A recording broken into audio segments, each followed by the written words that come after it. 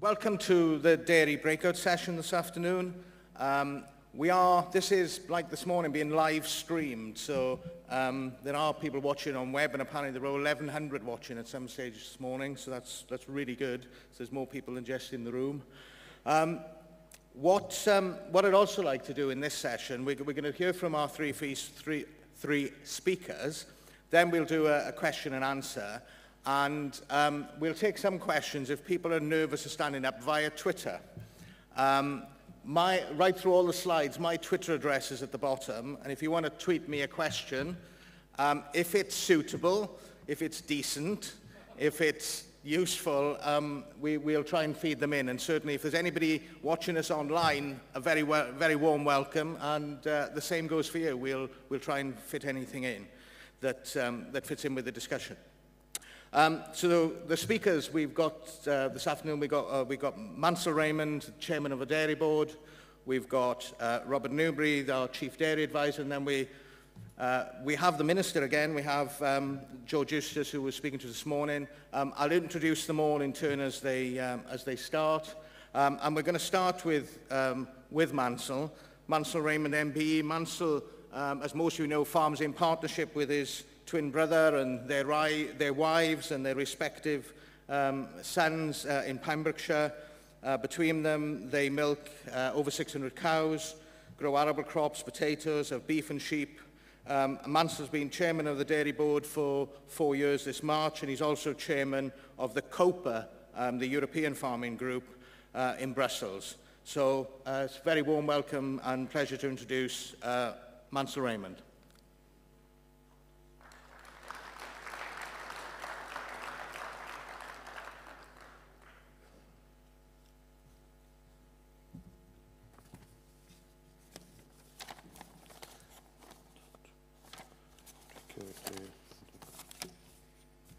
Thank you, Chairman. Can you hear me in the back? Okay. Chairman, Minister, ladies and gentlemen, thank you very much for coming along to the dairy session, breakout session here today. I would say, looking back over the last 4 years, there's probably a lot more smiles on people's faces today than any time, I would say, during the last 4 years. I would think milk prices must have a bearing, but I also believe probably the rugby internationals last weekend must have played a part as well. What a fantastic weekend. Oh, for 11 days' time. Will it be 4-0? Before I start, the purpose of today's meeting is your breakout session. We want to hear from you. Before I want to start, also, I'm very thankful to Arla this morning for announcing a price increase to their direct pool of milk producers of, I think it was nearly 1.25 pence per litre. Again, a step in the right direction. I'm looking to the other companies. Hopefully other companies may look at the next 3 or 4 days to see if there's anything possible in the pipeline for the 1st of March. I'm the first to say that butter prices and cream prices have fallen back slightly over the last couple of weeks. But I would say butter prices today, with the fall that we have seen, it has put the value of butter in the UK now on the same value as it is on the global stage. So virtually all the commodities which we are producing, the UK price is now virtually a global milk price. And at the moment, that is still a very firm milk price. Before I want to start, I want to thank the members of the Dairy Board. And I'll name them. I won't ask them to stand up, but the work that they have done, particularly over the last 12 months, and look forward to working with them in the next 12 months. And my Vice Chairman, Mr. Rob Harrison, David Shaw from the North East, Mike Gorton from the North West, Ken Proctor from East Anglia, Michael Oakes, West Midlands, Brian Dalby, East Midlands, and now Nigel Stacey is coming on the board from the South East. And here I would like to thank Jeremy Burdett from the South East for all the work that he has done over the last 2 years. In 2012 and 2013, the Dairy Board was boosted by the addition of 4 appointed board members to work alongside the regionally elected delegates, and this process definitely strengthened the board, bringing in new skills and new perspectives, and it has helped the board to build the strategy for this industry to move forward. And here I would like to thank Robert Miller, Ruth Kinver, Tom Rawson and Mr. Phil Latham, and thank you for the four of you for the work that you have done on behalf of the industry over the last 2 years. We're now currently at the present time in the process of recruiting the appointed members for 2014 to 2016, and I am delighted to report that we have received a large quantity of very, very strong applications for these roles. I only wish there was more roles available for the quantity of people that have come forward. And I think this reflects the importance and the profile of the work of the NFU Dairy Board as we face the challenges, and I can't strongly underline the word opportunities, of globalization, growth, and the future of the world without milk quotas. You've seen from the communications over the last couple of months, press releases, presentations, that we, as an NFU Dairy Board, are very, very positive about the future of the dairy industry. We, as the Dairy Board, firmly believe that there are exciting future opportunities for British dairy farmers who now possibly have the chance to be global market leaders. As you've heard this morning, and as the chairman said, I have a son and a nephew at home, and I just see the difference in mental attitude as far as the dairy part of the business is concerned, particularly in the last 6 months at home. And all I can say, and you can all agree with me, I would admit, the minute you know you are beating the bottom line when it comes to the cost of depreciation, something this industry has not been able to do for many, many a year, it does put a massive, massive step into the next generation when you know that you can improve the lot that you're doing by investing. We also know the markets are growing, and they're growing in response, and in response production hopefully will grow, but we believe in the long term the demand is there and prices should be firm, but I'll be the first to admit there will be, and all pundits will tell you the same, we will live in more volatile times than we have been living in the past. But against that background, I want to set out the political challenges in this future period of change briefly. Firstly, briefly, the review of the voluntary code, the politics of the European Union dairy sector, global market opportunities, the significance and importance of collaboration in the UK dairy market in maximising these opportunities ahead. So first of all, we'll talk about the voluntary code. A lot has been said about the voluntary code in the recent weeks, or the last couple of weeks, about the dairy industry. It is there for best contractual relations as far as the industry is concerned. How did these come about? The voluntary code came about on the back of problems as far as contracts were concerned between producers and milk buyers, where there was zero notice sometimes given on price cuts, mass schedule changes, and nobody had very little they could do about it. So whether or not your milk buyer is signed up to the code, the fact is that what is considered acceptable behaviour has moved on significantly, and I will say that since the code was drafted. And the majority of farmers and the majority of you here today are now in more balanced contractual relationships than you were 12 months ago.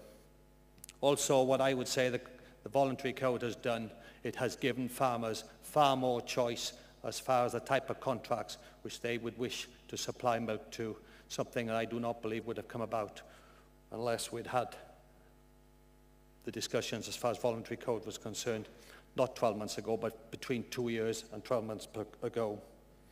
But it is fair to say that there's still some work to be done. The voluntary code is not perfect. It needs to be fine-tuned, and this review is now underway.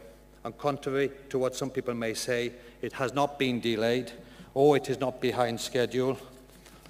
And the purpose of the review is now to improve the code with the hindsight of a full milk-producing year behind us for reference. And this is something we will aim to do between ourselves, NFUS, and Dairy UK.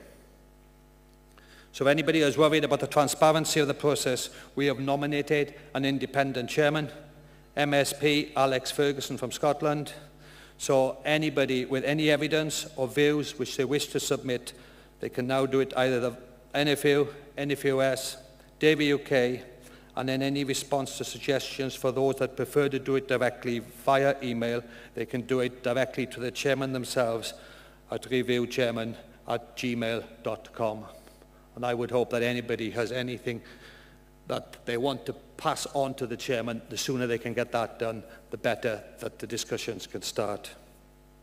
But as an NFU, myself as a milk producer, I still believe, and we believe, that the code must maintain balance, where it must contain the rightful balance, where a buyer wants the flexibility of buyer's discretion to change the terms.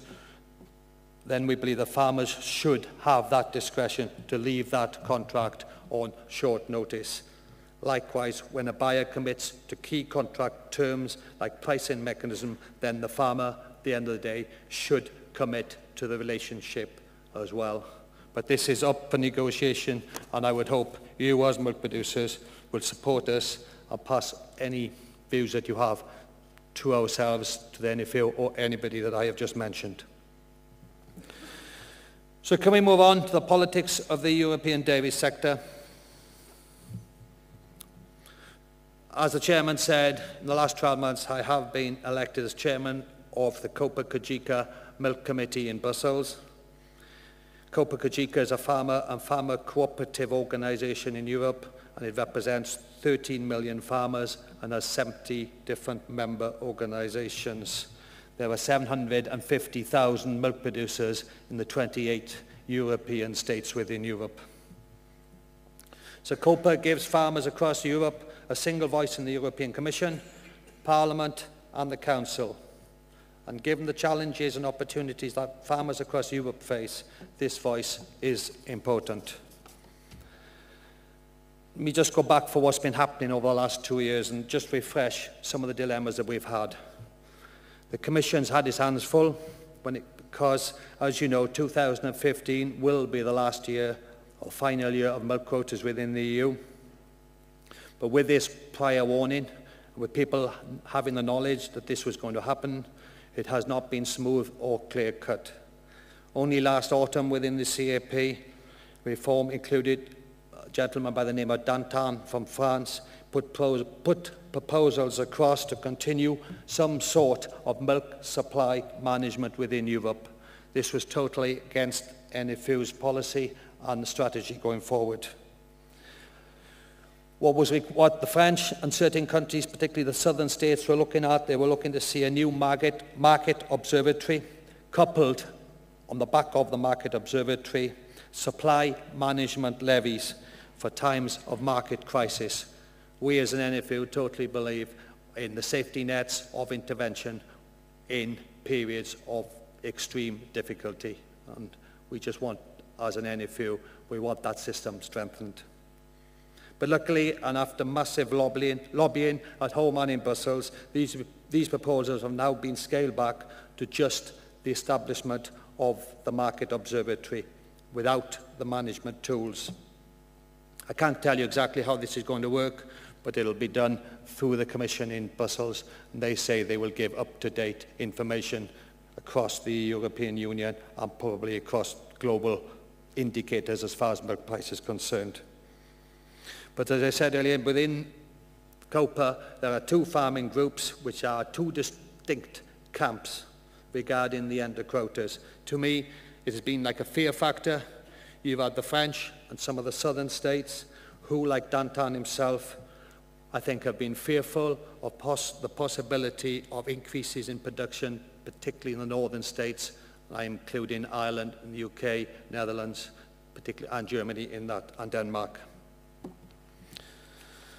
So that's where the proposals have come. The proposals for this, I should say, also in the last 6 months, there have been proposals from the northern states for the suspension of super levies for 2014 and 2015, because these guys do not want to have any curb on production this year or next year.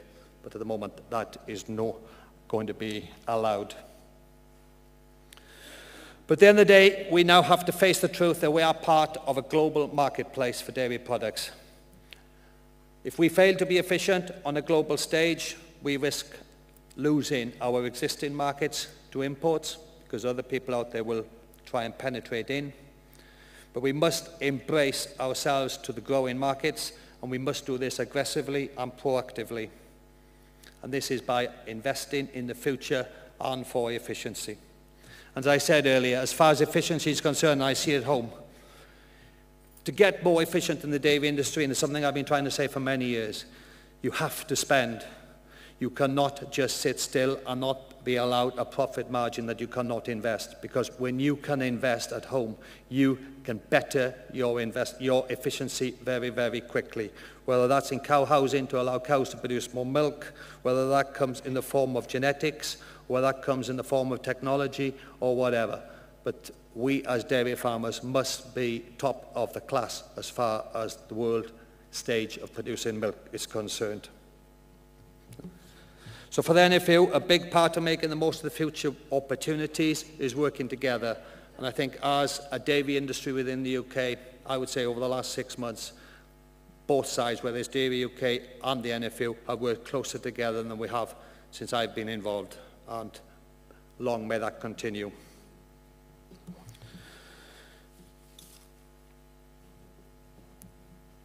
All I've got to say, if we are going to take this world stage, and perhaps the Minister will say something about it later, with a £1.27 billion deficit in dairy products, we have got a massive hole to fill within the UK. And secondly, when I see the strength that we have now, as I said, we're on a global stage, we're getting paid a global milk price. If we have retailers in the UK which start pushing themselves around, believing that they're more powerful than the supply chain that's feeding in, at the end of the day, if people, and I am pleased there are certain milk buyers now within the UK looking outside our shores to see what is possible. And this is the only lever that we have as an industry to try and increase our lot through the supply chain for ourselves, down through that supply chain. So where is the demand going to come from? Well, the International Farm Consultancy Network has estimated that demand for milk products for the next 10 years is likely to be around the 2.3% extra per year. Now, if you've heard the statistics, that is an extra New Zealand on the world stage of production on an annual basis. That is quite frightening. I'll even go further. That is a brand new United States of America every 4 years. That is the quantity of milk which is expected to be required on the world market going forward. Some of it may come from the developing world as they improve their lot and try and produce milk. But at the end of the day, the pundits, people that I talk to in Europe, everybody is saying the continent which has the ability to produce this milk, at the end of the day, will be Europe, because we in Europe produce nearly 150 billion litres of milk.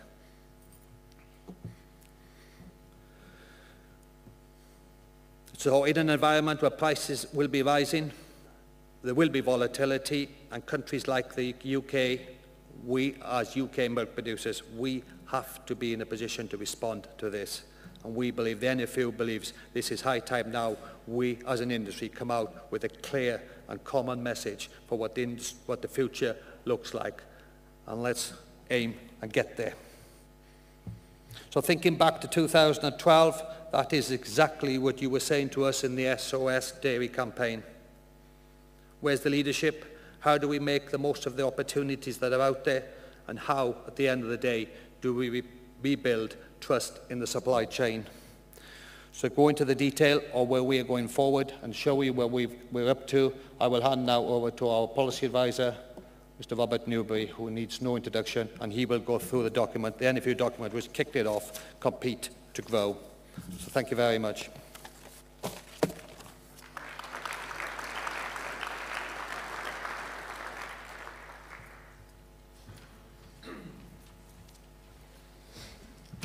Well, thank you, ladies and gentlemen.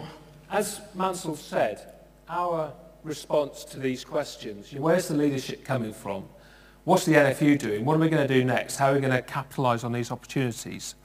Well, you may remember last year when we addressed you, not in this room, but the last year's conference Dairy Breakout, we launched a consultation. We had a document, our dairy conversation, and we wanted to hear from you. We wanted to hear from processors, from farmers, from retailers, from anyone with an interest in the dairy industry. Where do you think we're going forwards, given the opportunities that we have in front of us? Well, with that information, we produced this document. You've all got it in front of you. Hopefully, you've had a chance to pick one up. If you haven't, they're at the doors. This is our NFU vision for the future of the British dairy industry. How we capitalise on the opportunities that lie ahead of us, how we can organise ourselves, and how the NFU and other bodies can try and remove some of the barriers that are in front of farmers in fulfilling this exciting potential. So what does it actually say? Well, at this time, and 6 months ago when we launched the vision, the NFU Compete to Grow vision, we were looking at the opportunity in the UK for growth, given growing demand, and there's some details in the document about the growth in demand of dairy products. And actually, the headroom in the UK market was for something like 4 to 5 billion litres of milk to satisfy growing population, changing consumption trends, and that's in the UK and some export markets. We were also involved in something called the Green Food Project that Peter Kendall alluded to this morning, a Defra project. And that actually looked at the capacity of the British dairy industry to produce more food and do it more sustainably with a lower impact on the environment. And through that work, it was clear that the British dairy industry could be producing between 3 and 4 billion litres more milk by introducing the efficiencies of the top 25% of producers into average producers. So that was the opportunity for improvements of output just through efficiency and the opportunity for growth given the growth of the market. What was clear for us as an NFU is for our farmers to grow, to meet this exciting potential and market opportunity, they needed the money to invest. They needed to be invested in their businesses. So we spoke to some consultants, we spoke to Kite Consulting based on their information they have from their groups of farmers. And it looked like about 3.5 pence a litre is what a farmer needs to invest in infrastructure to become more efficient and to grow their output. So we said farmers need to be investing at 3.5 pence a litre every year in order to achieve growth and to have a sustainable business. So the next issue you have is for farmers to invest in their business, they need confidence. They need confidence in the supply chain, and they need confidence based on trust. And that's one of the reasons why we put so much energy and effort into the voluntary code of practice for milk supply contracts. Farmers need trust in the marketplace. But they also need trust that if they're investing in their businesses in response to market demand for more milk, that the rest of the supply chain is doing the same thing. And that was why we spoke to processors through the process of writing our Compete to Grow strategy. So the result of that was a series of actions for the NFU, lobbying work we could do to try and remove some of the hurdles in front of farmers, remove the barriers that are stopping farmers investing in their business, actions for government, actions for Dairy Co, and actions for farmers and actions for processors. And this was our vision. So while we were doing this, as it happened, we weren't the only ones looking at the exciting future potential of growth. Dairy UK produced their white paper looking at the options and potential for growth. Different processors, Muller-Wiseman, Arla, First Milk, Dairy Cress, were all looking at how to invest in their businesses to achieve growth, to tap into growing global and domestic markets, and actually to put our industry in a place where it can move forwards in these exciting times of demand growth and market growth. So we decided to pull it together. So working with Dairy UK, ourselves, Dairy Co, the work that had been done on the Dairy 2020 strategy, which some of you had seen, the sustainability strategy, and with Defra, we decided to pull together a joint industry strategy. Now this morning, Peter Kendall challenged the industry or challenged government, where's the food strategy for UK agriculture? Well, I guess we're a fairly impatient bunch in dairy, so we thought we'd make the first move and actually work on our own sector strategy, an independent strategy which isn't the NFUs, isn't Dairy UK's, isn't Dairy Co's, it's an industry strategy. And we sat down and looked at what could be achieved. So what's the context? Well, Mansel mentioned the demand growth. The IFCN tell us that the global demand for milk will rise from something like 750 million tonnes of milk equivalent to over 1 billion tonnes of milk equivalent globally.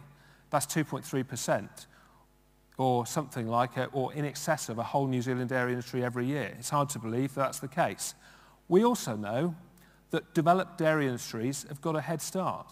This growth isn't going to come from the places where the demand is greatest. The average dairy herd globally is 2.9 cows. So there is a developed industry head start. So countries like the UK, Europe, Australia, New Zealand, we're in the best position to achieve this. And in the UK, we've got headroom in our marketplace. We've got a £1.27 billion trade deficit. So we don't even have to just rely on chasing export markets, which are harder to tap into. We've got plenty of imports to displace, as well as growing our already successful export trade in achieving this reduction in the trade deficit. And of course, the other context for establishing a strategy is the sustainability agenda, which is so important to the marketplace and to industry as well, environmental sustainability, etc. So we recently launched our draft framework or skeleton strategy, Leading the Way. And it essentially does what it says on the tin. We're trying to lead the way to growth in these exciting market opportunities. We wanted to pull together the initiatives that were already out there. We wanted a clear common industry statement or aspiration of what was possible to lift morale, boost confidence, send a message to other countries that the UK dairy industry is serious about the future, and the fact that we're not pushing against our quota now doesn't mean we don't have the potential to be great and to grow our output. A message to government that we're serious about this, and we can grow, we can have a serious and growing and respected dairy industry if government get behind us, and that growth can and will be sustainable. So we published a headline target to eliminate the UK dairy trade deficit by value by 2025. So what does that mean? Well, if you look at the types of dairy products we produce, we export, we import, you could say the minimum to achieve that is something like 3.4 billion litres of milk. But it's certainly in the region of 3 to 5 billion litres of milk. So is that possible? Well, it's ambitious, but it's certainly not impossible. Go back 10 years, look at cow numbers back 10 years. If we took our national herd back to where it was 10 years ago, with the yield improvements we've seen over the last 10 years, that's 3 billion litres on its own. So this isn't an impossible target, but it is a challenging target. As well as target, this strategy, which follows on from the NFU and other visions, sets out sustainability pillars in addition. So, as you all know, the basic pillars of sustainability are economic, social, and environmental. So, in terms of economic, we need growth, we need to be competitive. If we're going to compete in global markets, we need to be globally competitive. We need supply chain collaboration. We need initiatives like the voluntary code of best practice in dairy contracts so that farmers can trust the relationships they're in. In terms of social sustainability, we need to focus on nutrition and getting messages across about the nutritional value of dairy products.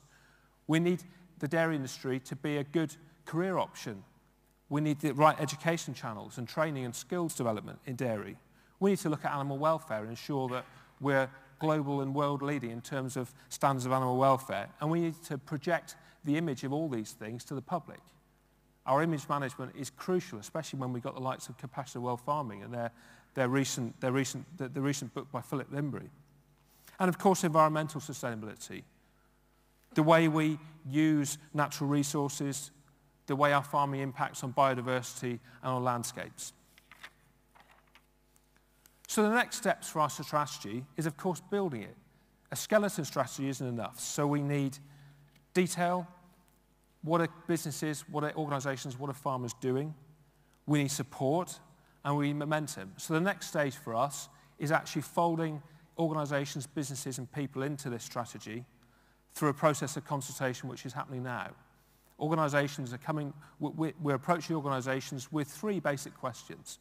What have you done that helps achieve on this strategy of growth over the last year or over the last months? What are you doing that helps achieve on this strategy, and what can be done? And then what do we need to do that's in the too hard to do box? What is it we need to achieve but can't at the moment? And with that information, we can flesh out this strategy to a very clear set of actions which are happening, which are going to happen, and which we need to focus on to give us, farmers, confidence that the strategy is deliverable, to give processors confidence that farmers are going to achieve this growth, and of course to give our competitors confidence that this is a reality and this is what we aim to do. And of course we'll have a launch event in the summer, end of June, early July, and promotional activities on the way. So this is an important piece of work for us, because with these opportunities that exist, these opportunities for growth in global markets, we need to be on the front foot. We need to be proactive, and we need to be clear about what's possible, how we achieve it, and what everyone has to do in the supply chain in order to make it a reality. So that's me done. I'll hand on to the Minister, and I'll thank you all for your attention. Thanks, Robert. Just bear with me a sec. Thanks, Robert, very much. Yeah, the President introduced the Minister this morning, who stood in very at last minute just for Secretary of State. So, it's a great pleasure to welcome you back to us and to specifically talk to us about dairy this afternoon. So, thank you very much for joining us.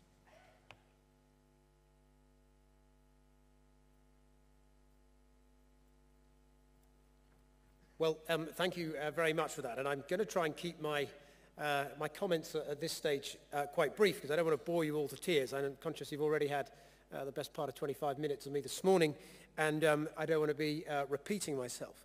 But I just want to start by saying how encouraging I found it to listen to both Mansel and Robert outlining this compete to grow strategy, and just how encouraging it is to see the industry just a little more than 2 years after having one of its most disastrous years ever, really being there on the front foot thinking about the future. And I think it just shows what a difference a year can make in the farming industry.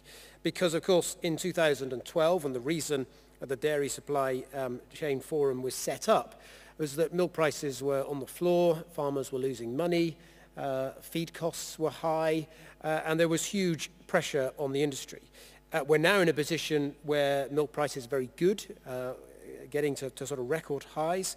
Fodder costs have come down, and the industry, I think, is in a really strong position to face the future. I'm always conscious that farming businesses, when they've had bad years, financial losses, you end up with a residual debt, and there's lots of difficulties in paying down that debt before you can get back on the front foot. And indeed, talking to Mansel earlier, I said, isn't it great that the industry's now in good shape? And in a very pessimistic farmer way, he said, yeah, and it probably won't last. Or, let's hope it lasts, he said. One of the key things, I suppose, to come out of that disastrous year in 2012, as I said, was the Dairy Supply Chain Forum. And I think the single most important thing out of that was the Dairy Industry Code of Practice.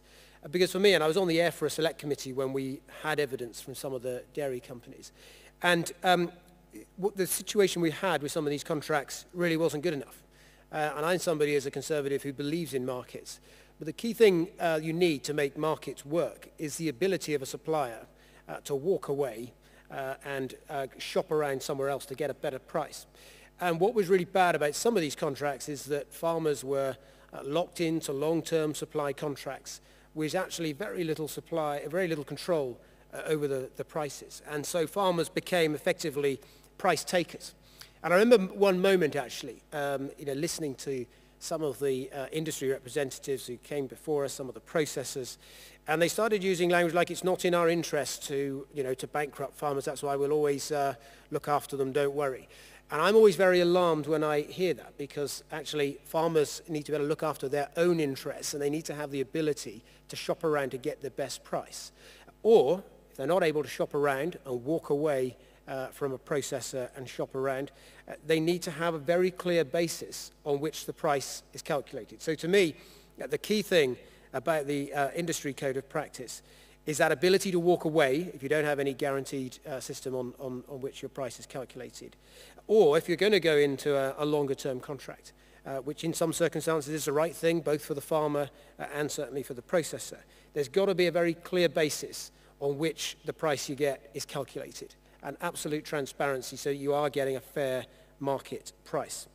And I know when we had evidence on this in the EFRA Select Committee, there was a lot of enthusiasm actually in the industry for some of the work that Tesco's and a number of others were doing. I think Tesco called it their sustainable milk contract, where actually it started to factor in some of the costs of production as well. So it wasn't just about market price.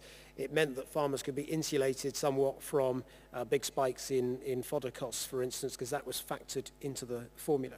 So I think we've made great progress since 2012. Last year, I think nearly 90% of all milk production was covered by the voluntary industry code of practice. And as Mansel said in his opening comments, that now is being reviewed. The industry have asked Alex Ferguson, MSP, who's got some experience in this area, to review how the code of practice is working and to come up with some recommendations of how it might be improved further. But the key thing I wanted to say today is that the Dairy Supply Chain Forum that was formed in 2012 has kept meeting. So although the immediate crisis is over, it's continued to meet. I had a meeting with them just before Christmas. We've got another meeting in the summer. And what's really encouraging, as I said, is it's moved on now to start to think about a strategy for the future. And I know there's been a number of projects. You've got this Compete to Grow plan that the NFU have had. There was a Dairy 2020 plan. And I think to try to bring that together and start to populate some of the themes and the strategies with a little bit more detail is absolutely the right thing to do. And at the last meeting we had, we very much discussed, is there things that we could learn from other countries? Ireland is quite often held up. I think Peter Kendall this morning mentioned Ireland and their experience. And, could we be doing more to add value to our milk? Are we too reliant on a liquid milk market? Can we do more to develop processing, things like cheeses and yogurts and cream? Could we be doing more in these areas to add value to our product? And the action point that came out of our last meeting was that the industry were going to get together, Dairy UK, VOLAC, the NFU and Dairy Co. Others were going to really work together and consult the industry to try to come up with a strategy, and Robert's touched on some of that. I know that they're out to consultation at the moment on some of these thoughts, and they're seeking input from the farming industry. And our next meeting is due to take place in July 2014, and at that meeting I'm really looking forward to what comes back. I wanted to pick up on one point that Robert mentioned, and that's the importance of detail.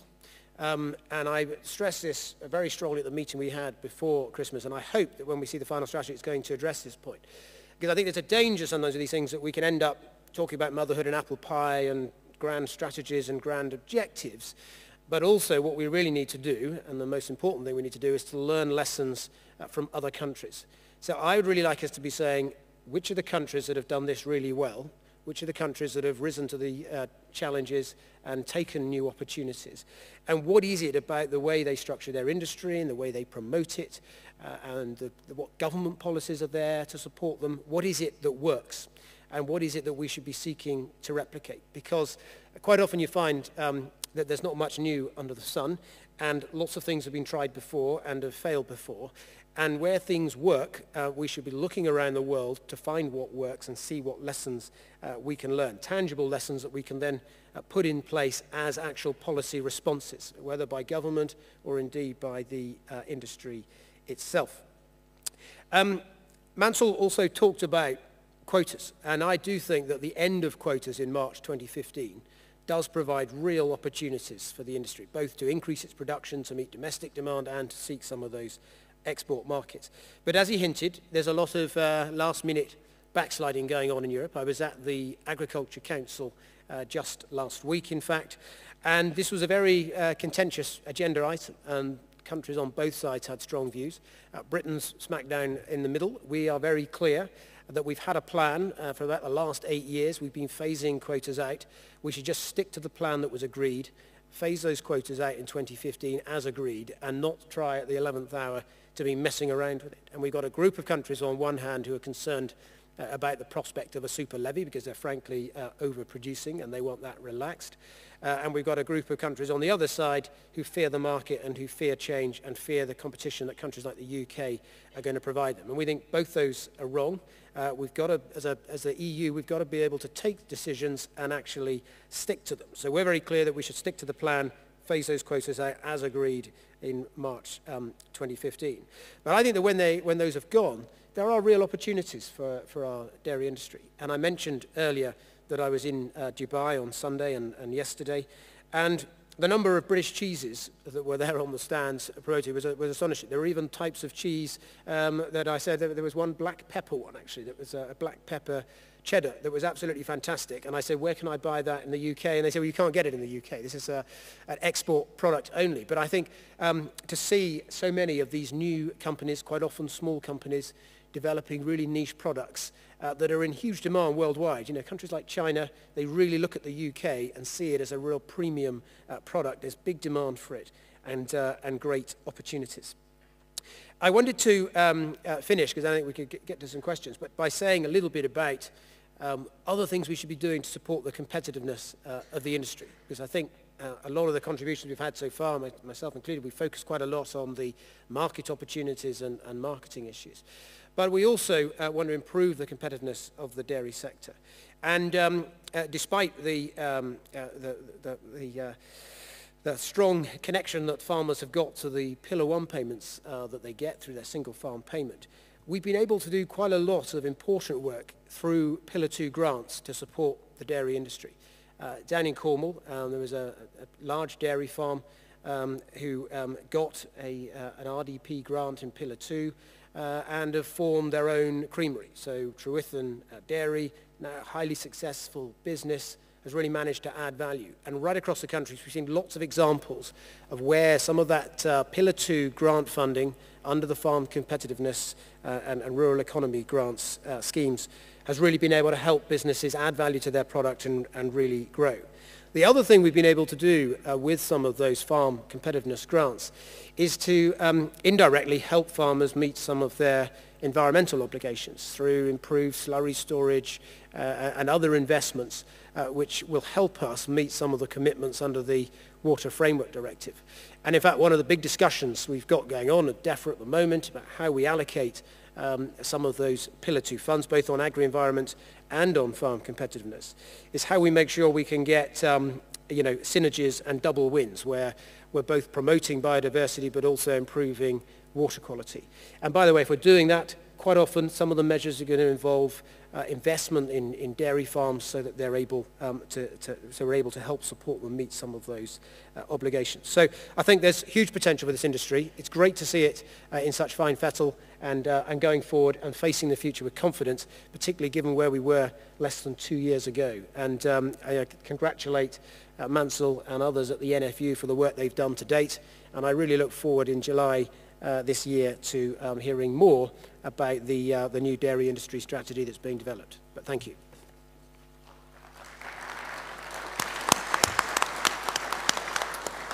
Thank you very much, Minister.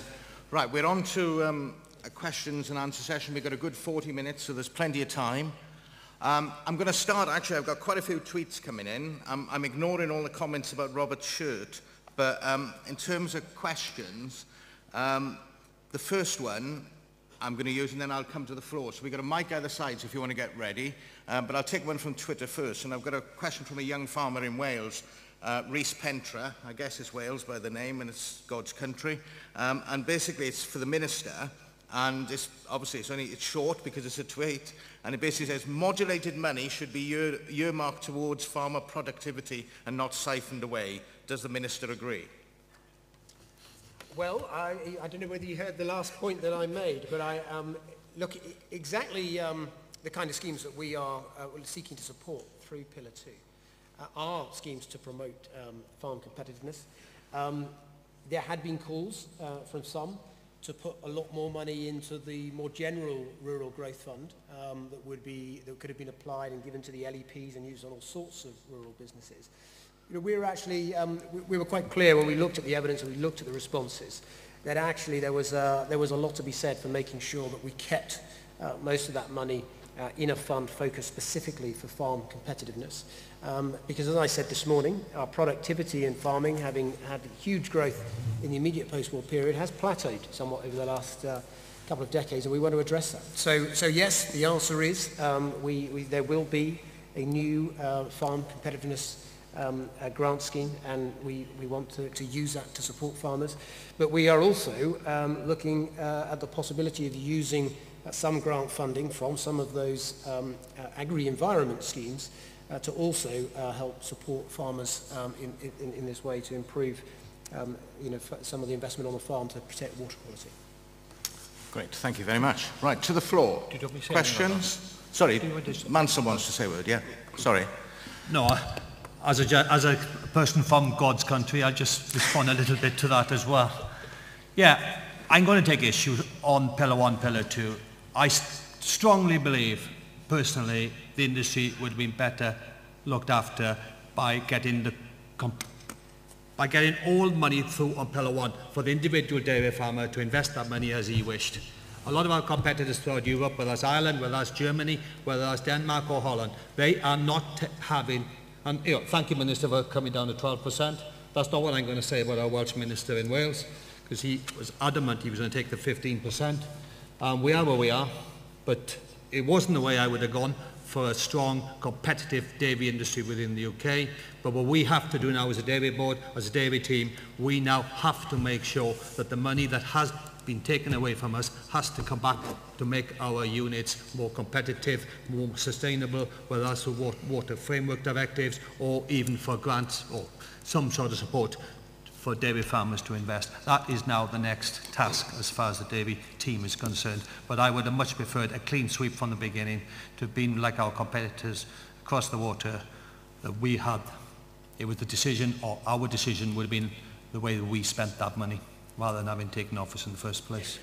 And the only other point I'll come back, I didn't say it when I was up the rostrum as far as our gentleman spoke.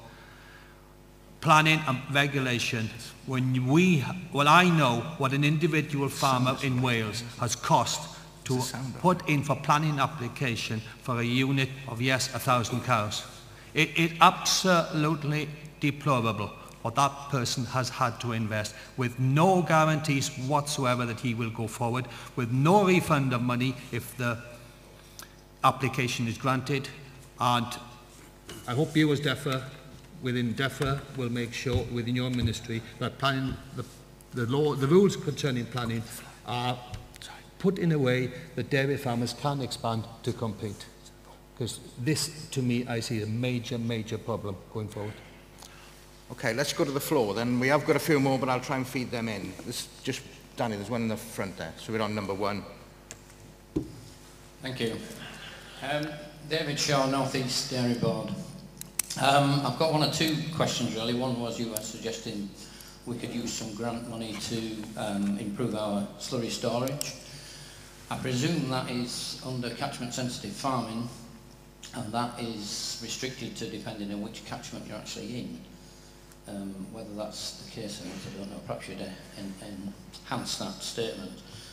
Now, my real problem I have is that we have a lot of regulation under MVZs and spreading slurry. I don't think we've ever had, over recent years, we've ever had a badder spring as this.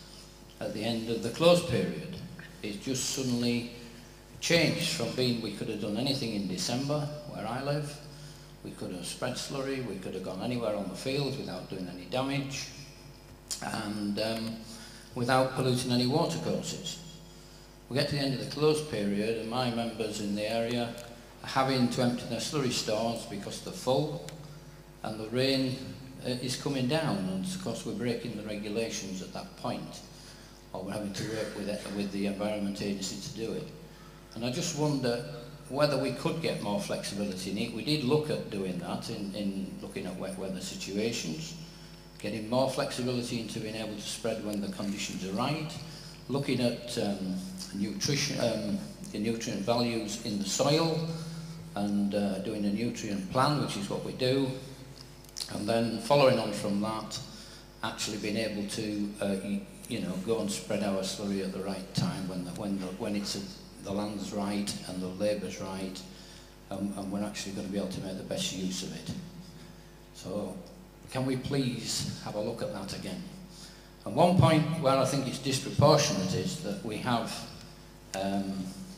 something like 29 million tonnes that we produce as agriculture of what would be high nitrogen slurry, which isn't that high. It's about 6 kilos per tonne at the most.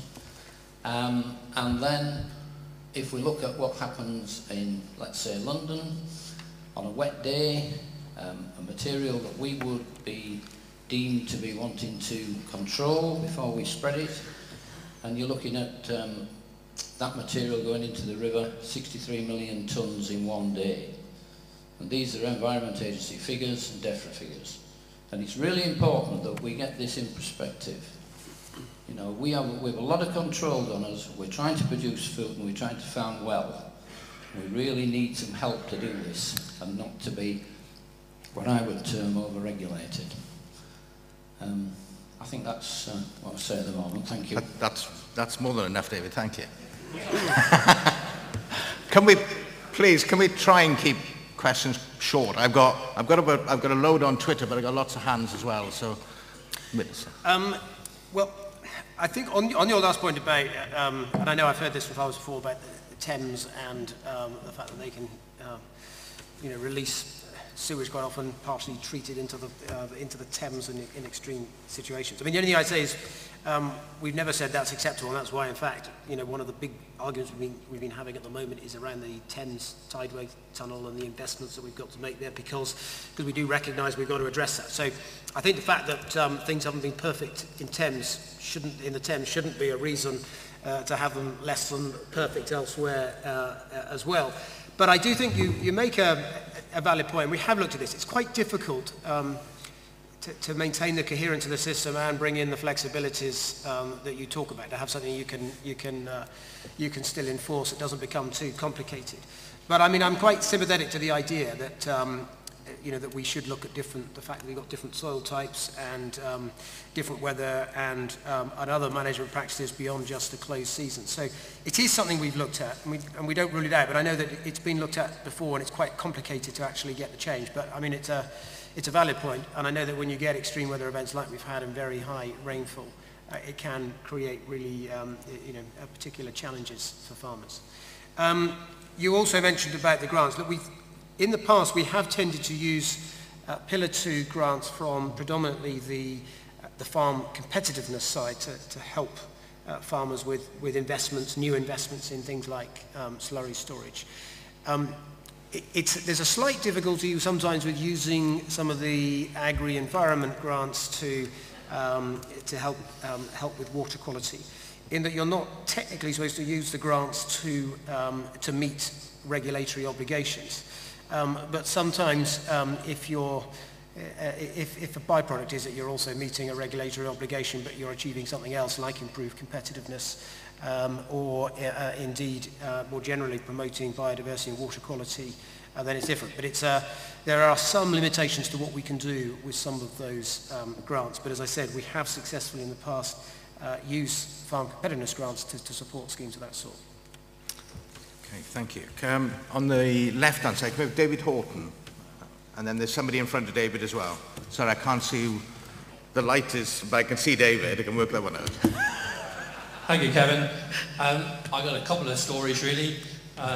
One is that I thought I was a bit before my time this morning when I listened, or earlier when I listened to that man about having large families. I worked my poor family to death. I've got 2 sons and 2 daughters who are mad keen to go into the job. But I've been able to stay dairying because I've had a work order and I've not had the money to invest in the past. I'd like to ask the Minister, going forward, could you make the red tape less onerous, and particularly on the employment front? Because as I see it, what we've got now is tired farmers, tired plant and buildings. So if we could employ somebody, that would help on that side. And on the building side, could we have tax relief reinstated, like it was mentioned earlier? If I got this money to invest, I would like to be able to upgrade my plant and upgrade my equipment and the buildings. And this tax job would be a major issue on that, I think. I'd like to ask Rob Newbery and Mansel, if things go forward as they are with the cows and the milk, we're looking at an increase in production over the last few years. Have our processors got the capacity to handle a spring flush? Thank you. Should we take that rather than... I won't take another question in case they're on different subjects. Okay, well, because I gave quite a long answer, I'll try and be quite brief. On your first point, could we have more flexibility? And I mean, look, I mentioned this morning, I'm serious about trying to cut the burden of regulation and red tape on farms, absolutely. We're looking at the moment at all of the cross-compliance measures that we have. We're looking at making any sanctions more proportionate. And we're constantly arguing in Europe to get lower sanctions, more proportionate sanctions, and less red tape. So I think I addressed that this morning. I'm serious about it because I was on I worked in the farming industry myself. I know exactly what it's like. I remember actually we used to have a glasshouse nursery, 2 acres of heated glass where we grew strawberries. And nobody here runs a glasshouse, presumably because you're on a dairy forum, it's a bit of a departure, but the truth is you get a lot, in rough weather you will get broken panes of glass. When you do, you replace the panes of glass and you dispose of the broken glass in a skip safely. But I remember quality assurance schemes requiring us to have a broken glass policy where we actually had to write down what we will do in the event of a broken pane of glass. It was a pointless exercise. It was a folder full of paper that nobody ever read and sat on a shelf somewhere gathering dust. We'd sort of tick the box to say we did it, but it didn't actually mean anything. And I'm really keen that we, and things like the soil protection review need a big shake-up. We're looking at those types of areas to see whether we can reduce the regulation further. On tax allowances on buildings, I think I addressed that this morning. It's very much a call for George Osborne. But look, let's be thankful for what we have achieved, which is an expansion of the capital allowances, which I think is a really important thing for farmers. And on your final point around labour, look, we've just scrapped the Agricultural Wages Board. And when I was in the farming industry 20 years ago, I was one of a small number of farmers who campaigned for the abolition of the Agricultural Wages Board at that point, because I argued that it was actually limiting.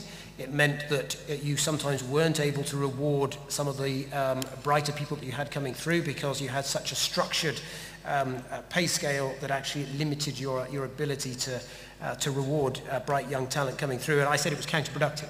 I have to point out to you as NFU members that the only reason the Conservative government in the 90s did not abolish the Agricultural Wages Board right back then was because the NFU, of all people, campaigned to keep it.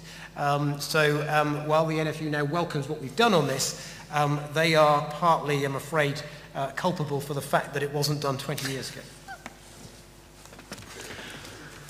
Mansel, Rob, want to answer there? That's a heck of a good question, David. I think that's a lot of the reason why we need the strategy that we've got, that we're trying to put together at the present time, because we have seen some plants close down over the last 5-6 years as milk supply has decreased. But we do need investment. We have seen a lot of investment over the last 2 or 3 years, whether that's down in your part of the world, that's at Aylesbury, that's in different parts. Where there's enough capacity, that's something the industry's got to sit down and talk. If the demand is there on the world stage, I believe the investment will be made, and if this industry can go forward. But this industry does need investment, and it has needed investment for a long time, and I would just, with an impetus in milk production at the present time, I would think that I would hope will be a green light for people to invest, particularly with product in demand. Now, what's going to happen in the spring? There's too many imponderables for me to answer that at the moment, and yourself, because we don't know what the weather's going to do. Cows have been milking exceedingly well up until now. A lot of that is been management, because I think the milk price has been there. So farmers have pushed and pushed and pushed, and that's what does happen when the bottom line is better, rather than skimp, skimp, skimp. But I would say if the market is there, I would hope the industry can work together to make use of the milk that is there. That's all I can say. But that's why we need the strategy and the joined up thinking on where this industry goes forward and producing 15 billion litres of milk. We need to know the capacity and where it's going to be and what we can extract out of it. Okay, just in front of David, then we come in this side to Michael. Thank you, David Brooks from Staffordshire. I'm interested, clearly the Minister recognises the bad year of 2012, and during that summer we had the Westminster meeting where Jim Pace, his predecessor, announced the £5 million dairy fund. Perhaps he could outline how that's actually been rolled out, where that money's actually gone, and whether any farmers have actually, individual farmers have actually benefited from that money. I chair a small dairy group in Eustice that has put a bid in for study tours.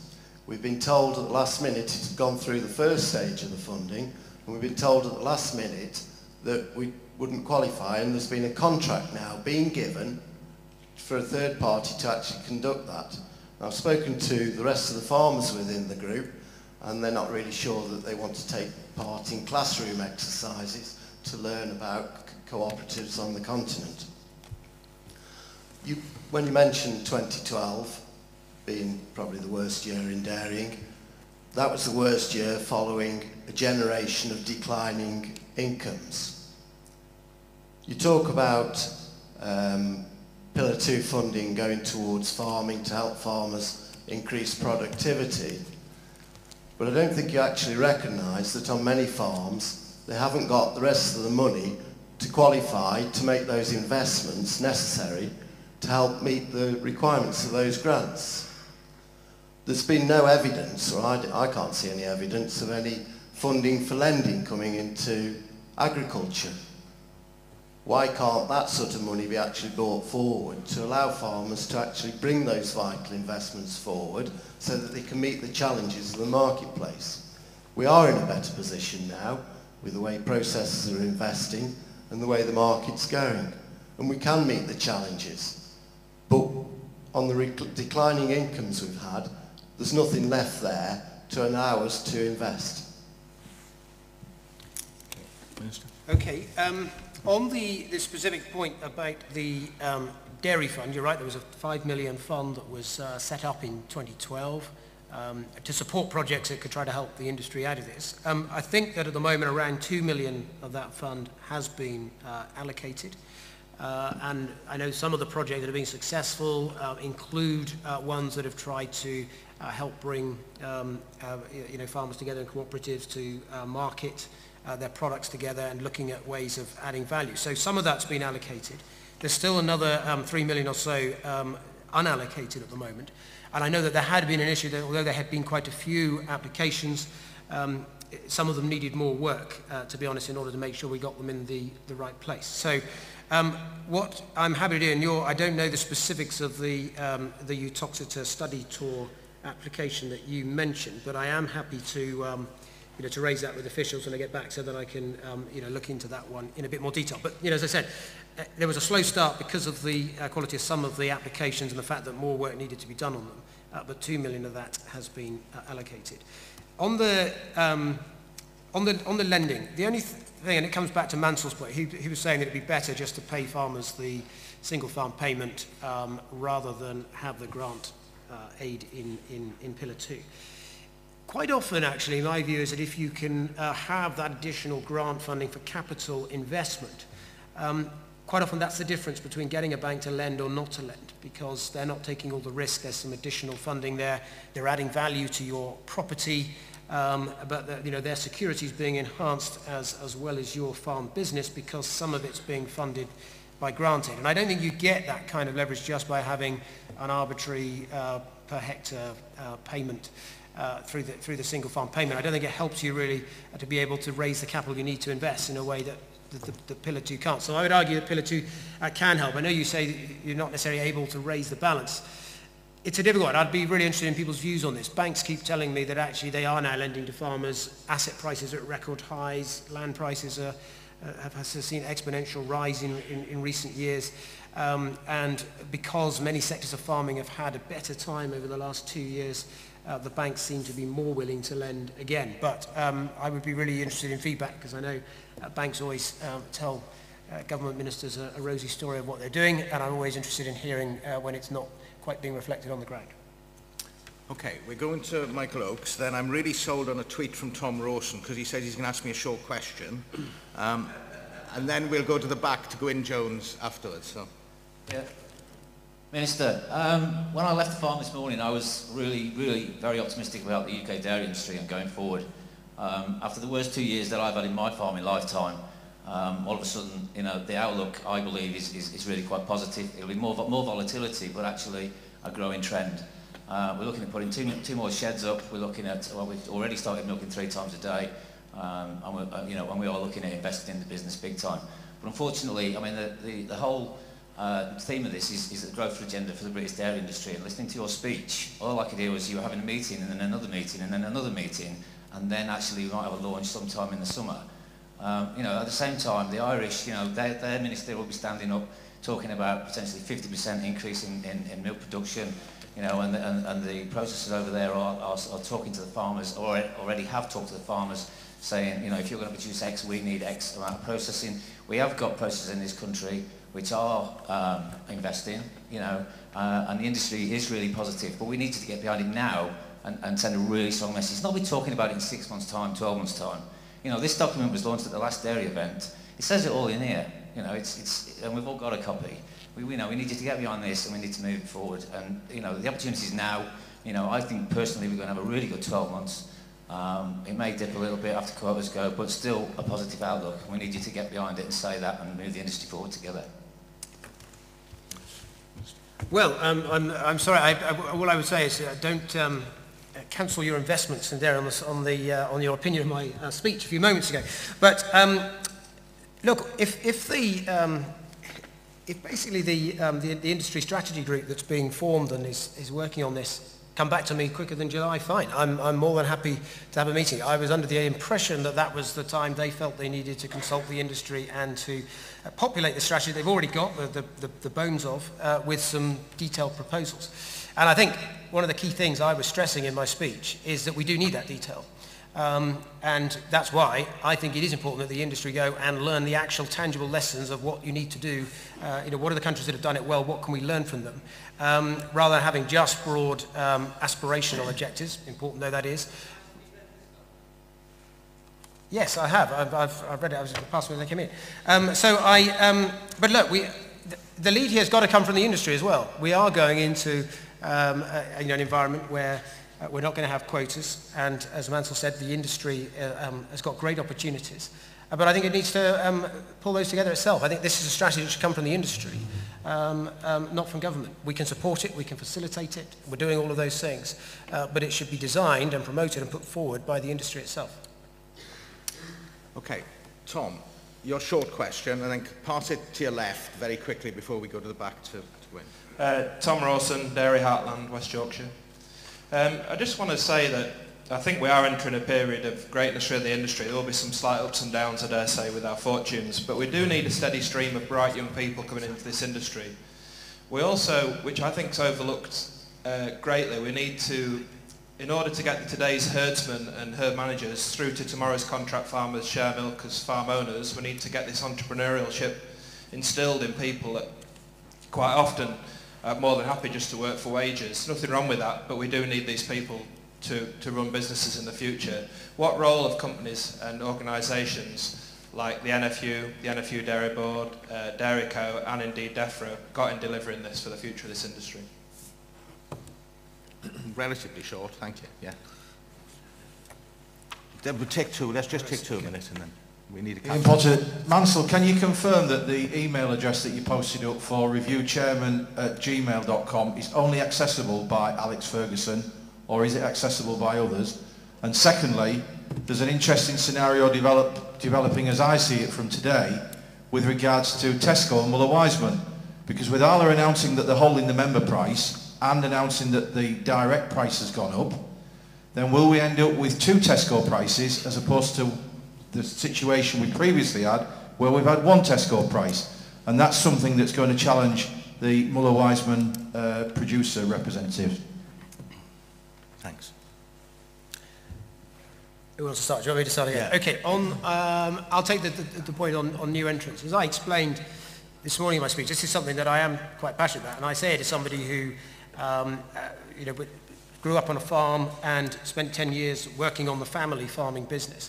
But I do think we need to find alternative routes to get new talent into the industry. We need new people with fresh ideas coming in. And I just think that some industries have been better at doing it than the farming industry. You know, if you look at some sectors, you can get talented managers who come in and earn a stake in the business, get a share of the profits, get share options.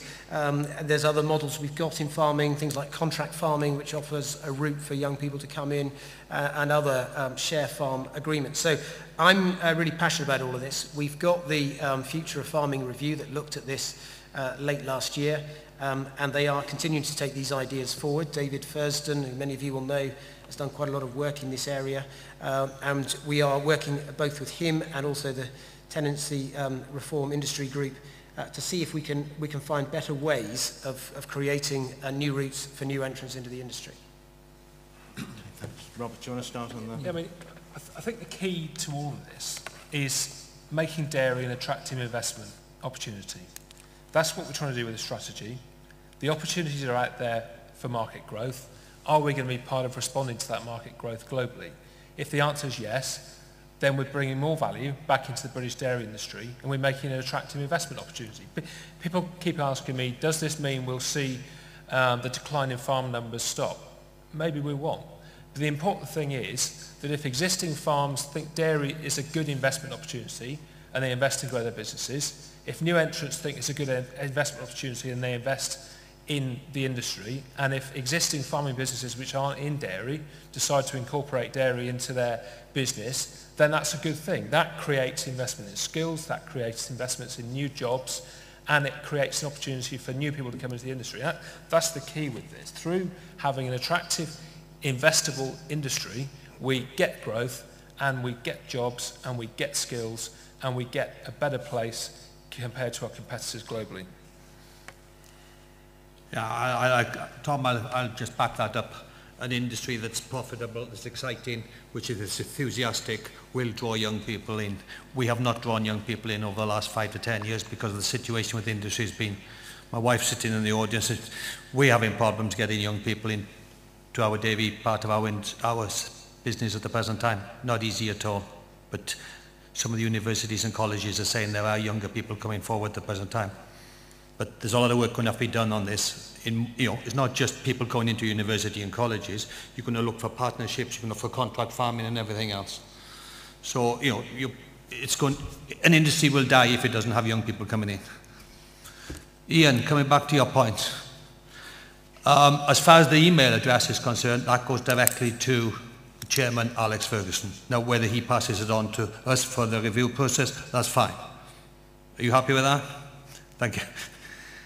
The Tesco milk price, the undertaking we have had from Tesco is the Tesco cost of production model will pay a price equivalent or better than the Arla direct milk price or the Muller-Wiseman direct milk price.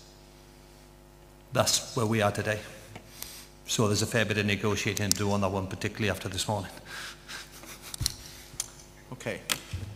Gwyn. Thank you, Kevin. Just a couple of points. I think that after many years of struggle, I think we should recognise now that this industry has changed fundamentally in so many ways, and we should really look forward.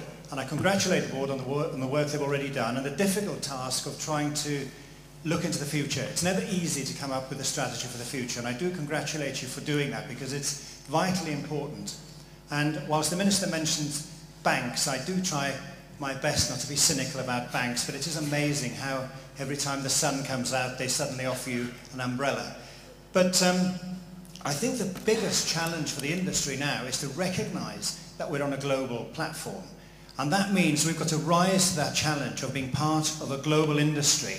And that means being efficient and being very much in the way that pigs and poultry have been. And I think that's something we should look at much more closely. I think the dairy industry should emulate the pig and poultry industry in the way that they run their businesses, in the way that benchmarking is a given, and all the other things they do to run an efficient and effective business. It's a big challenge for us, but I think that is the way for us to then make the most of this potential prosperous future that we have. Thank you very much. Thank you, Gwyn. Thank you. Do anybody want to? I fully endorse what Gwyn has said. Sorry, I'm not sure who. I can't. The lights are off, I can't quite see who. I'm Philip Ward, and I was really just like to bring up a bit of trouble we have with an MVZ being put in our valley, which is Lou Valley, not very far away from where the Minister is. And we fought against the imposition and eventually won, but the Environment Agency made my life a total nightmare for the months that before the tribunal heard. I had to put off the tribunal a few times because they kept giving us, putting information into the mix right up to the day before the actual tribunal was heard. This wasn't the Environment Agency or Defra working with farming and helping us. This was just trying to get in the way.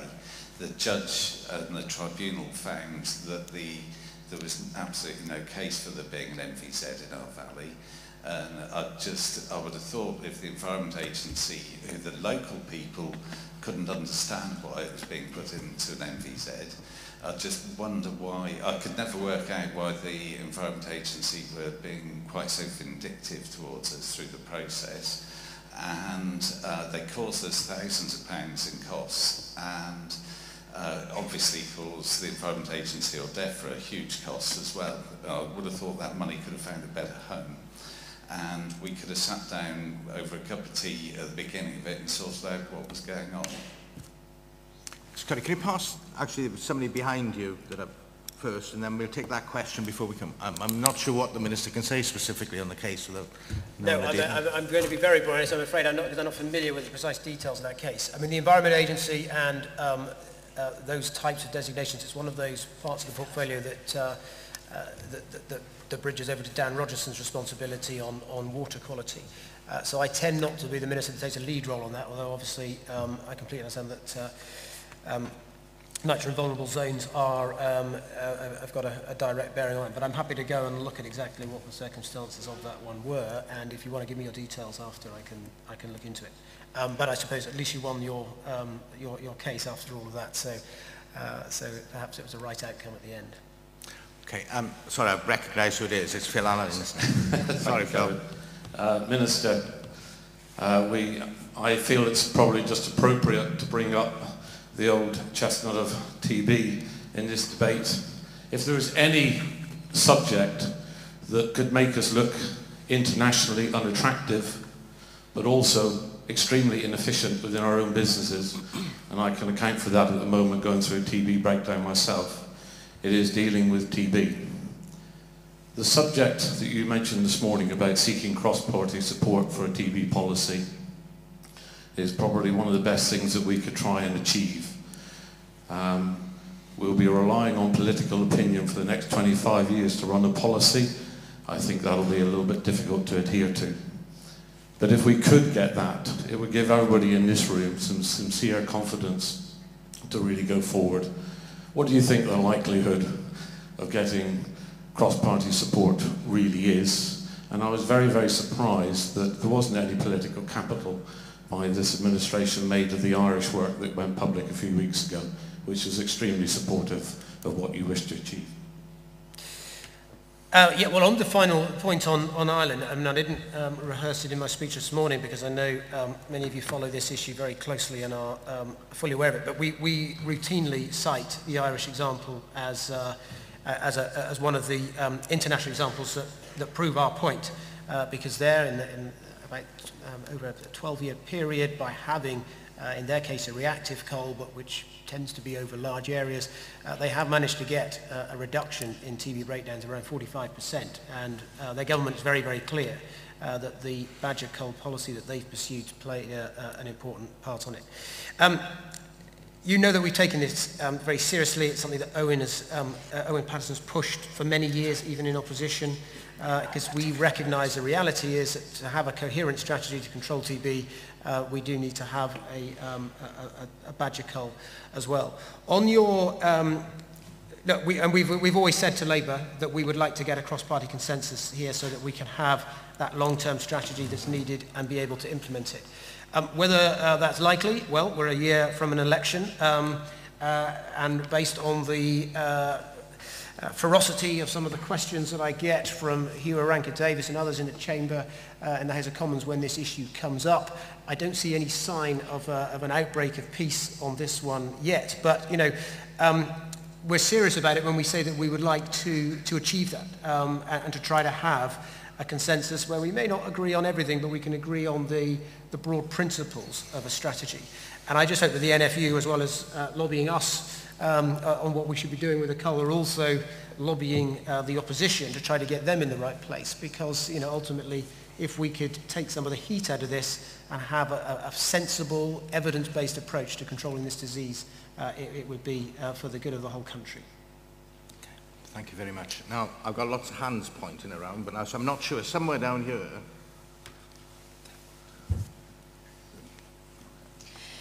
Judith Bryan, Dairy UK. Minister, can I ask you a couple of questions on EU policy and particularly Defra's intention with regard to those policies?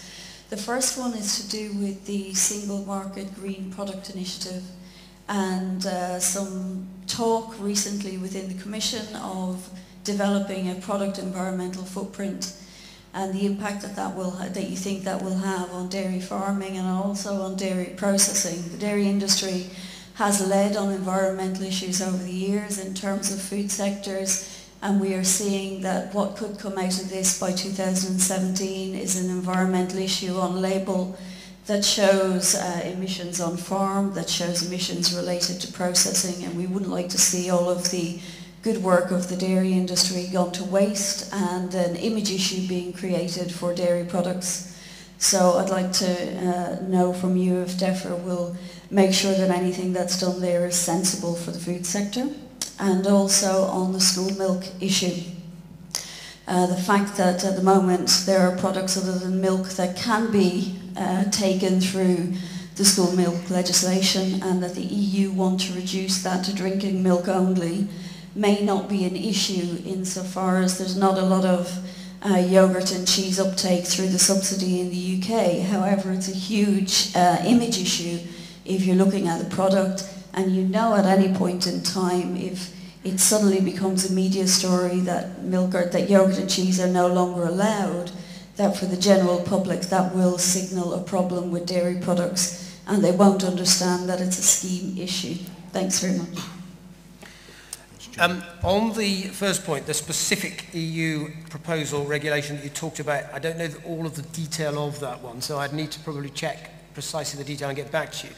What I can say is that a day doesn't go by without I don't get a report or a submission in my box which relates to some kind of EU idea or other that's kicking around, and quite often these things go round and round the houses in the European Union for a long time and bounce between the Parliament and the Commission and back again.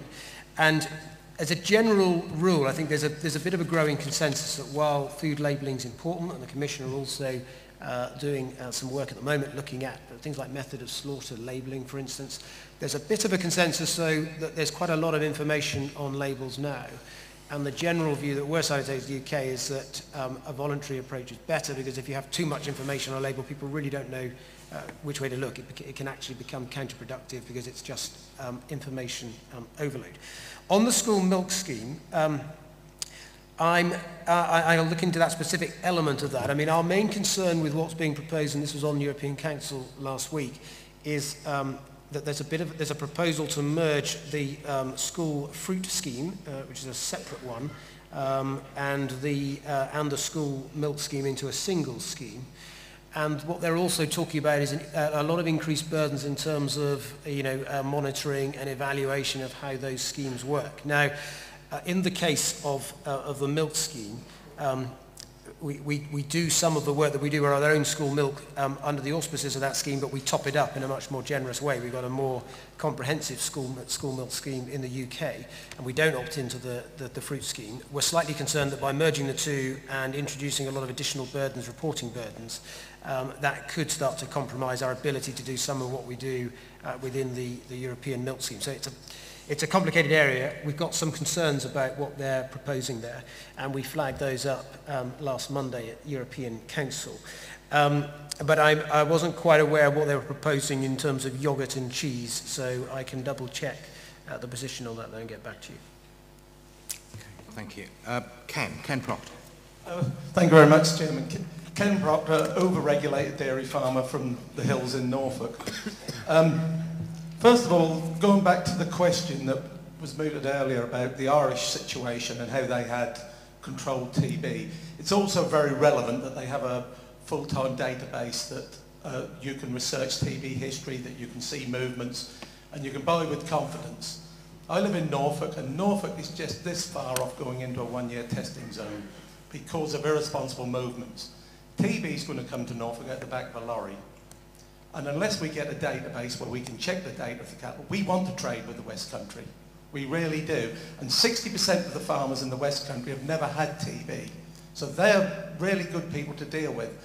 I was a bit concerned. I looked at your agri-tech strategy group who were debating a real-time database. And it was absolutely made up of academic gypsies. And they are people who go around going from funding to funding, wasting government money. And I would really like to see this money used. And I'd urge you, Minister, get someone to get a database, get him to set it up and get it done. Thank you. Thank you. Well, I mean, I'll take that idea. You know, I mean, clearly we've introduced the risk-based trading system already because we do believe that actually one of the key ways we will start to control this disease is by farmers themselves taking greater care and exercising more caution in terms of the cattle movements and where they purchase their stock from. And you're absolutely right that even in the high-risk area, you know, there are still the majority of livestock farmers that have managed to avoid having a breakdown altogether. And sometimes, you know, we're very keen to learn the lessons of why that is. In some cases, it might be they've got better biosecurity measures. Clearly, in some cases, it's probably because they don't have a large badger population, and that's been a factor. But you know, the risk-based trading model that we set up is precisely to try to do that, to help inform those livestock farmers that are in the low-risk area of the risks associated with the cattle that they've got. And clearly now we've got in the high-risk area annual testing, pre-movement testing. We've introduced the voluntary post-movement tests when cattle are moved into the low-risk area. So we're constantly trying to refine some of those movement controls, precisely for the reason you say that you know, one of the ways it'll spread to new parts of the country is out of the back of a lorry, and we need to make sure we're vigilant against that. Okay, thank you. One very final one then, because I want to take a couple off Twitter before we finish. We'll finish with Twitter as we started. My name's Wes Johnson. I'm campus principal at Newbery College in Cumbria and also president of Cumbria Young Farmers. Just to tap into a point that Mansel said earlier, I'm pleased to report, and it is more of a comment than a question, that actually more and more young people are coming into agriculture. Across Newton Reed College and our sister college, Aston Bryan in York, we have 500 young people. These are gifted and talented young people that are deliberately turning their back on A-levels to choose a vocational subject. We've just invested £2.3 million in a brand new dairy unit to meet this demand and to make sure that these young people are well prepared for the industry going forward.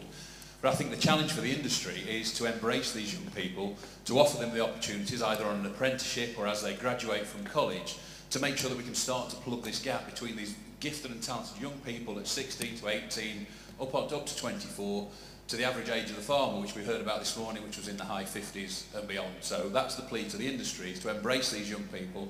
They're coming through in droves, 500 of them in our two colleges alone. So please give them every opportunity for the future. Well, thank you for that. I can't think of a more appropriate final question from the floor. Mansel, do you want to? All I can say is thank you very much, and thank you for the investment that you've taken at the college, because I've read and I've seen what you've done. Well, I haven't seen, I've read about it, and you know, full congratulations to you for doing that.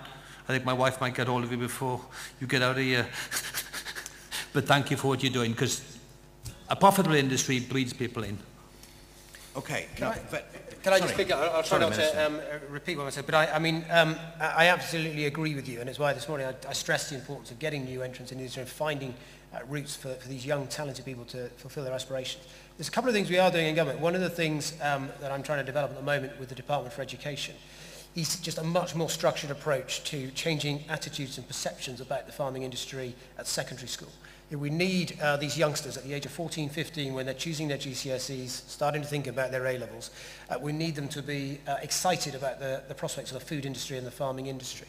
And one of the things we are discussing is whether we can get bright graduates who've gone into the farming industry, made a great success of it, in their early 20s, into those schools giving career advice and trying to inspire young people so that they make the right choices at GCSE and A-level to go on to be a success in the industry. So we are trying to change those perceptions and get away from this idea that farmers are, chewing straw, sat on a bale and, letting the day pass by, which is, a historical problem of perception that the industry's had. Right, thank you, Minister. Just to finish, a couple of very quick questions from Twitter, which we'll have quick answers to as well, I hope, because we've had a lot of tweets, and I think it's unfair if I don't mention a couple of them. Fergie6480 asked, has Arla changed the milk buying field in the UK with the Arla Farm Milk Partnership buying in and becoming owners? Yeah, do you want to go up? Well, yes, that'll do. Yes, it'll do. That's the best answer all day. Yes, is the answer. They have invested in the UK. Right. And it will be a farmers' cooperative. You can't say more than that. Next one is from, I've had quite a few tweets from Mark Oliver throughout with lots of questions, but I've just picked two that I'm going to roll into one. Does the panel think the retailers will back the NFU strategy long term, or they revert to pushing prices down for a quick profit at the earliest opportunity? And the final one from him was, what does the panel think that 5 years from now, what percentage of GB milk and dairy products does the panel think will be being exported? Robert, okay, start with you. I'll make a start. I mean, on the retailer point, irrespective of whether a retailer wants to back the strategy, wants to be part of the strategy, we need to create an environment where there's a functioning market, where the market price for dairy products means that farmers get a sustainable price. So any retailer or food service company or anyone buying milk or dairy products can't buy it for an unsustainably low price because we're getting better, fairer market returns. Will retailers get behind the strategy? We really hope they will. It's positive. It's about encouraging farmers to invest in their businesses. It's about encouraging the whole supply chain to work together. And without a good and strong collaborative spirit, the strategy won't work. The strategy is all about collaboration. So I hope they will get behind it. I hope it will be long term. But I don't want to be in a position where we're reliant on any sector's charity. We need a functioning marketplace so that people have to pay a sustainable and fair market price. I think Robert's right that you can't rely on the charity of the retailers. A couple of weeks ago, I met a large farmer who supplied one of the supermarkets with vegetables, and he said that they still had these types of contracts where you had to buy the plastic bags for your product from a designated supplier. How did the supermarket designate that supplier? Was it because they were the cheapest producer of plastic bags to help that farmer? No, they were the company that paid the largest bung to the supermarket in order to be designated. And that kind of anti-competitive practice is totally unacceptable. It's why the government introduced the supermarket adjudicator. It's why people like myself, when I was a backbench MP, pushed quite hard to ensure that the government made sure that was an adjudicator that had teeth and could level fines against supermarkets. So I think when it comes to the role of the retailers, the supermarket adjudicator that we've introduced has got an important role to play to make sure they abide by the groceries code that's already in place. The difficulty, I think, with the dairy industry is that the problems you had a couple of years ago were less, to be frank, to do with the retailers and much more to do with processors in the middle of the supply chain abusing their position and not giving you fair contracts. And that's why I think the voluntary code that was put in place was so important. We need to make sure that they continue to stick to it. Mansel. You will never buck a market, but over the last 10 years, we've never got our fair price out of the market. We have been weak as suppliers. We've been squeezed. We are now on a global milk price. Milk and milk products are in demand across the world. As long as we are entitled and we can got a market that's functioning, we are getting a world milk price, then the retailers will have to pay the going price because there are different avenues to put the product, and that's a fair and functioning market will do. Thank you very much. Thank you all. Look, the subject of this breakout session was Compete to Grow, the growth agenda for the British dairying sector. I think we've had a good discussion on that. Clearly there are some specific individual points have been raised, but there's also been a lot of support for the concept of having a long-term strategy to grow, which has been set out by the NFU and other parts of the industry. I think it's incumbent on all of us to get behind that and make sure it works. And I'm very taken by Michael's comments again about us making sure we get on with this, all of us. I don't think it's one part and repeatedly just coming back to meetings saying that we are developing something isn't any good long term if this is what we're about trying to achieve. So thank you all for your questions. Thanks to the people on the live feed and the Twitter. I'm sorry I haven't answered raised all the Twitter questions. Some of them I possibly shouldn't have raised anyway. But it's been really quite useful to get that feedback. A big thank you to the Minister. Thank you very much for joining us this afternoon as well as earlier. It's very much appreciated.